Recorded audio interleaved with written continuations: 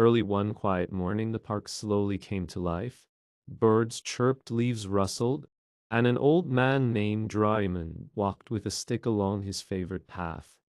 This park had been his companion for many years after his family moved far away. As Raymond sat on a bench, feeding pigeons, a sudden movement near the trees caught his eye. A monkey jumped down from a branch and stopped suddenly. Its eyes widened, staring at the old man. The monkey moved closer step by step. Raymond looked carefully and his heart skipped a beat. Motu, he whispered. Years ago, Raymond had rescued a baby monkey from an injured trap near his village. He had fed him fruits, protected him, and named him Motu. But one day, forest officers had taken Motu back to the wild. Now, after so many years, the monkey tilted his head, making a soft, familiar sound. Slowly he came closer and gently touched Raymond's hand. Tears filled the old man's eyes. Motu, you remembered me, Raymond said softly.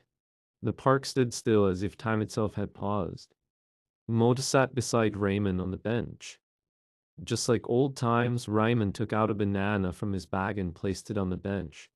Motu didn't grab it immediately. He looked at Raymond first as if asking permission.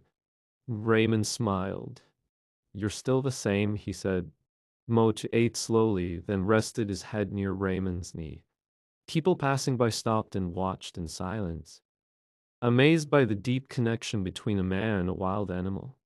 Raymond spoke softly, telling Motu about his loneliness, about missing the laughter in his home.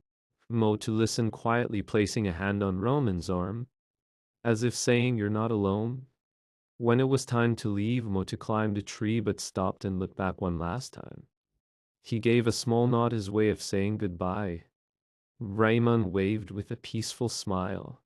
That day, both the monkey and the old man walked away with hearts full, knowing that Asterisk Castru's true friendship never fades, no matter how many years pass. Days passed, but Raymond returned to the park every morning. Sitting on the same bench, he carried bananas, peanuts, and hope in his heart. His eyes searched the trees, listening for familiar sounds. But Motu didn't come. The bench felt emptier than before.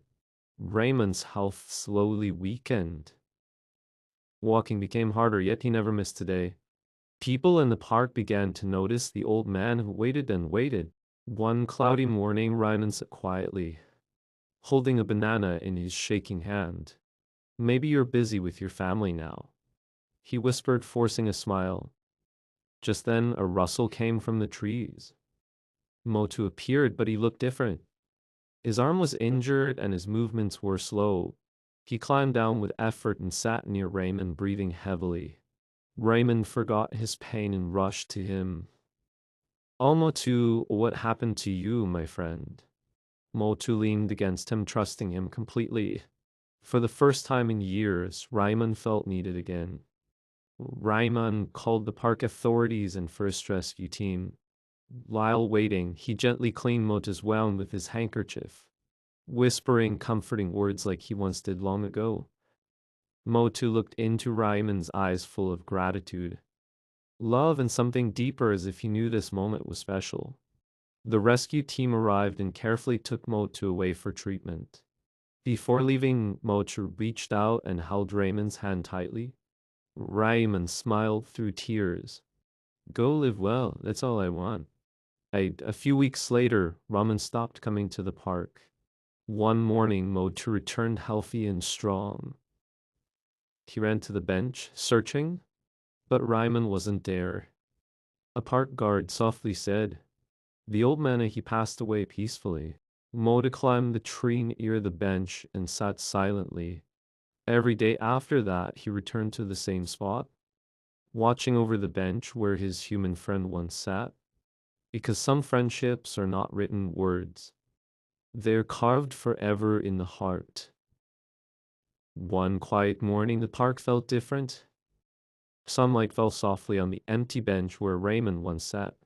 Leaves moved gently as if whispering his name.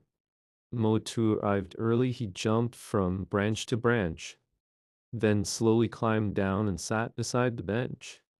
In his hand, he held a small wild flower. He placed the flower on the bench.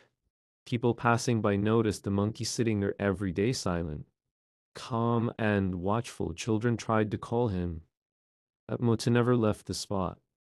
It was his way of keeping a promise. Weeks turned into months.